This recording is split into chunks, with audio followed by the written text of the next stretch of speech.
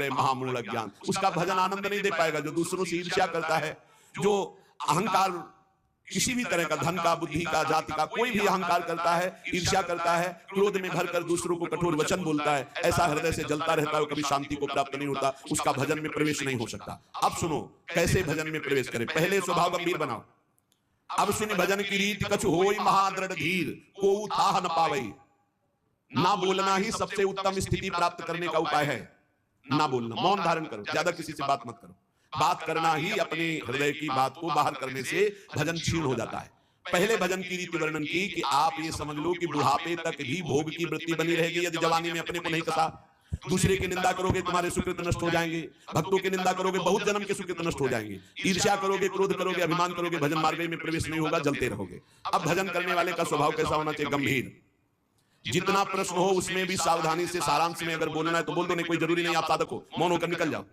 आपसे कोई पूछ रहा है श्री हरिवंश कै बजे सत्संग होता है, आपकी रुचि है तो बोल सकते हो, आपकी रुचि नहीं तो आप नहीं बोलो, कोई अपराध नहीं, क्योंकि आप नाम जप कर रहे हो, आप मौन व्रत लिए हो, आप उपेक्षा वाले मार्ग हो, सबकी उपेक्षा करना, तो उसमें आपको कोई दोष नहीं लगेगा। आपको है तो आप वहां जाकर पूछ लीजिए। ज्यादा बोलोगे तो प्रपंच बढ़ेगा, तो आप जाइए उन लोगों से पूछ लीजिए, मुझे ज्ञान नहीं, चल दिया। या फिर बोले ही नहीं, मानो सुना ही नहीं, पागल जैसी चेष्टा करके निकल गए कि इसको सुनाई नहीं देता क्या, नहीं बोले। आपका भजन चल रहा है इसलिए कभी कोई अपराध नहीं बने। कोई बोला राधे श्याम, आप उत्तर नहीं दे रहे तो आपको कोई अपराध नहीं, क्योंकि हर समय वो तो एक बार बोला राधे श्याम, यहाँ तो हर वृत्ति राधे श्याम में ही है। गंभीर स्वभाव, को थाह न पावे जहां नीर गंभीर। जैसे जहां अगाध जल होता है कोई था नहीं ले सकता, ऐसे ही साधक का अपना स्वभाव बनाना चाहिए। उच्छृंखल स्वभाव नहीं बनाना चाहिए, बहुत बातचीत करने वाला स्वभाव नहीं, गंभीर, चुप, शांत। जाको जैसो भाव है मन में धरि विश्वास, कर्म धर्म अरु लोक कुल तोरे सबकी आस।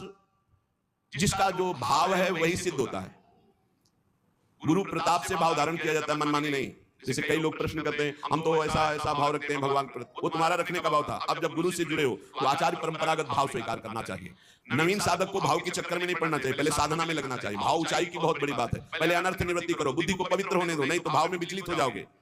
जाको जैसो भाव है, सब अपने अपने भाव से चल रहे हैं। भावोत्सवेन भजताम रस काम धेनुम तम राधिका चरण रेणुम हम स्मरामि। हम श्री गोरे चरणारविंद के भाव वाले उपासक हैं। हमारी ठसक होनी चाहिए हमारे माई श्यामा जू राज, और हमारे हृदय में बात होनी चाहिए न मैं स्त्री हूं न पुरुष हूं, मैं चिदानंद रूप श्री जी की सहचरी हूं।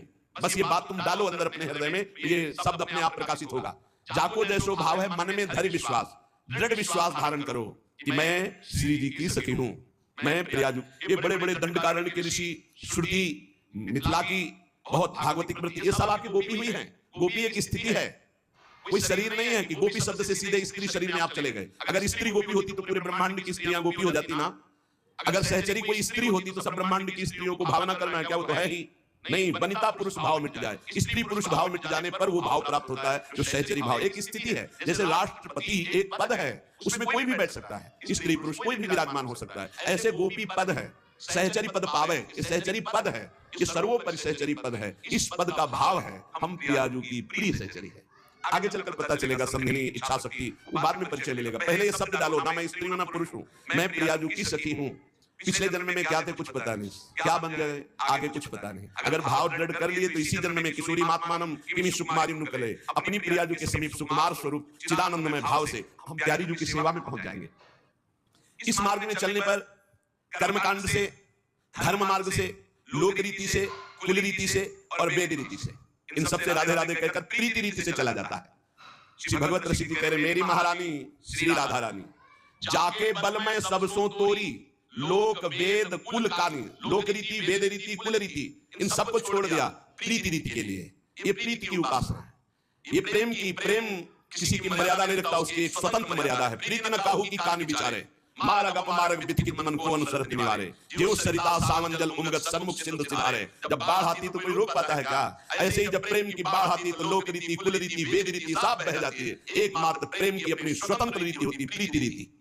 प्रीति की रीति तो केवल केवल प्रभु जानते हैं, वही जिसको जना दे। प्रीति की रीति रंगीलो ही जाने, रंगीलो श्री लालजू महाराज। इसीलिए आचार्य महापुरुष जन कहते हैं दास अनन्य भजन रस कारण प्रगटे लाल मनोहर ग्वाल। जिस पर श्री कृष्ण की अपार कृपा होती वो राधा चरणारविंद की शरणागति और प्रीति प्राप्त करता है। और इस प्रीति को जो प्राप्त करता है वो लोक रीति, कुल रीति, वेद रीति, तीनों का त्यागी, प्रीति रीति का निर्वाह करने वाला रसिक उपासक होता है। मेरी महारानी श्री राधा रानी,